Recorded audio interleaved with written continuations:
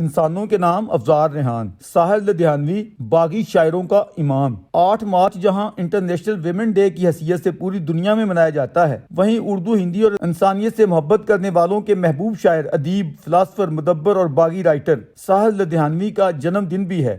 آپ کی ولادت انڈین پنجاب کے شہر لدھیانہ میں ہوئی اور سال تھا 1921۔ اس حوالے سے شاعر کی شاعری کے سحر میں سکون پانے والے اشاق نے 2 برس قبل دنیا بھر میں ان کا 100 سالہ جشن میلاد منایا تھا۔ ساحر کا جنم لدھیانہ کے ایک ظالم زمیندار فضل محمد کے گھر ہوا اور اس نے ان کا نام اپنے ایک دشمن عبدالحی کے نام پر رکھا، جسے بڑے ہو کر ساحر نے اسی طرح ٹھکرا دیا جس طرح جبر کے سامنے ڈٹ جانے والے اس ذہین بچے نے اپنے باپ کو ٹھکرا دیا اور اس سے زندگی بھر کے لیے ناتا توڑ لیا۔ ظلم کی یہ دردناک طویل داستان ہے جس میں پل کر یہ تیکھے نین نکوش والا دراز قامت نونہال جواں ہوا۔ اس کی کل کائنات اس کی وہ دکھیاری ماں سردار بیگم تھی جسے تشدد یا مار پیٹ کرنے والے اس کے خامد نے اس کے شباب میں ہی طلاق دے دی تھی۔ منتقم زمیندار ذہنیت نے اسی پر بس نہیں کی، اس مامتا کے واحد سہارے کو اس سے چھین لینے کے لیے اسے عدالتوں میں رولا۔ پھر ایک دن یہ 13 سالہ ننھا منا بچہ اپنی ماں کا واحد سہارا بن کر عدالت میں بول اٹھا، میں اپنے باپ کے ساتھ نہیں اپنی ماں کے ساتھ رہنا چاہتا ہوں۔ جبر کی رسیا زمیندار فطرت بھلا ایسی جسارت کو کیسے گوارا کر سکتی تھی؟ جہاں سے مال دینے کی دھمکیاں دی گئیں، غریب ماں کو نہ جانے کن کن مصائب سے گزرتے ہوئے اپنے اور اپنے نور نظر کی حفاظت کے لیے گارڈ تک رکھنے پڑے، کہاں کہاں پناہ یا شیلٹر نہیں لینی پڑی۔ اس کی تفصیلات آئندہ پر چھوڑتے ہوئے ہم خالصہ اسکول اور پھر گورنمنٹ کالج لدھیانہ کی یادیں تازہ کرتے ہیں۔ افسوس کالج کی یادیں بھی تلخ ہی رہیں۔ یوں پیدائش سے جوانی کی دہلیز تک پہنچتے پہنچتے ساحر کو جس تلخ زندگی کا سامنا کرنا پڑا وہ بلاخر ان کے عظیم شعری شاہکار تلخیاں میں ڈھل گیا۔ اس پس منظر میں ساحر نے اپنی والدہ محترمہ کے ساتھ پنجاب کے بڑے شہر لاہور میں قسمت آزمائی کا فیصلہ کیا اور یہیں سے ان کا متذکرہ مجموعہ کلام تلخیاں شائع ہوا۔ یہاں وہ ادب لطیف کے ساتھ ساتھ پریت لڑی، شاہکار اور سویرا جیسے ادبی و علمی میگزین یا رسالوں کے ایڈیٹر رہے۔ یہ وہ حالات تھے جب پارٹیشن ہوئی اور ہندوستان کا بھارت اور پاکستان کے ناموں سے بٹوارا ہو گیا۔ حالات ایسے دردناک تھے کہ گویا آگ اور خون کی آندھی میں اس زرخیز خطے کی باسی نسل انسانی بے گھاری نہیں ہوئی، اجڑ کر رہ گئی۔ اس بربادی کا جو مرثیہ امرتا پریتم جی نے لکھا وہ پنجابی ادب کی انمول درد مندی ہے۔ اج آکھاں وارث شاہ نو کتوں قبراں وچوں بول،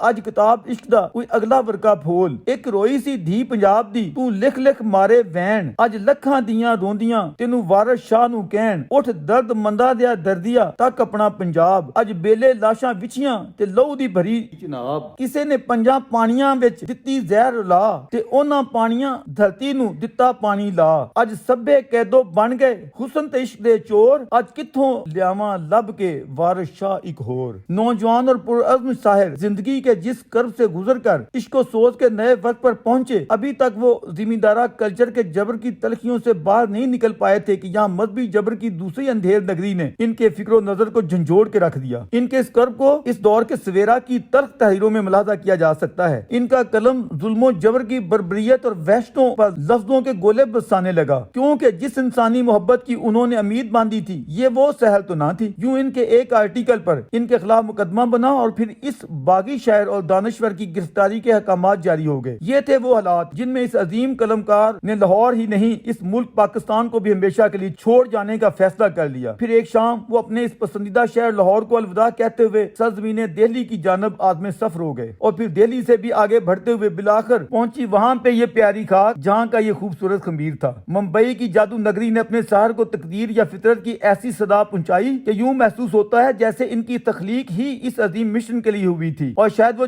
جنمے ہی اس مایا نگری کے لیے تھے۔ جس طرح دریاؤں کی طغیانی کئی بربادیاں لاتی ہے لیکن ساتھ ہی زرخیزی کو بڑھاوا دے جاتی ہے، شاید اسی طرح کئی مصائب کرب بن کر آتے ہیں لیکن فکر و شعور کو نئی جلا بخش جاتے ہیں۔ اسی لیے انسان کو مشکل ترین حالات میں کبھی گھبرانا نہیں چاہیے۔ دکھوں کی بھٹی میں اگر کچھ چیزیں خاک بن جاتی ہیں تو کئی کندن بن کر نکلتی ہیں۔ ساحر نے جہاں یہ کہا کہ میں ہر پل کا شاعر ہوں، وہیں کہا کہ میں پل دو پل کا شاعر ہوں۔ مجھ سے پہلے کتنے شاعر آئے اور آ کر چلے گئے، وہ بھی ایک پل کا قصہ تھے، میں بھی ایک پل کا قصہ ہوں، کل تم سے جدا ہو جاؤں گا، وہ آج تمہارا حصہ ہوں۔ اگر ساحر تلخیوں بھرا یہ سفر نہ کرتے تو شاید دیگر سینکڑوں شعراء کی طرح وہ بھی ایک شاعر کی مومی زندگی گزار کر چلے جاتے۔ مصروف زمانہ ان کی یادوں کو تازہ کرنے میں کیوں وقت اپنا برباد کرتا، مگر فطرت نے ان سے جو بڑا کام لینا تھا، ان کی انسان نواز فکر، نظریے اور سوچ نے فلمی گیتوں میں ڈھل کر جس طرح پوری دنیا میں امر ہو جانا تھا، یہ فطرت و قدرت کا خصوصی اہتمام تھا کہ ان کے لیے آگے بڑھنے اور عامت الناس تک اپنا محبت بھرا پیغام پہنچانے کی راہیں کھل گئیں۔ میر نے کہا تھا، پڑھتے پھریں گے گے گلیوں میں ان ریختوں کو لوگ، میر مدت رہیں گی یاد باتیں ہماریاں۔ میر صاحب کو یہ شرف نصیب ہوا یا نہیں ہوا، کاتب فطرت نے سحر کے نام وہ سب کچھ لکھ دیا۔ شاید یہ اعزاز سحر سے بڑھ کر یا اس سے آگے کسی اور شاعر کو نصیب نہیں ہوا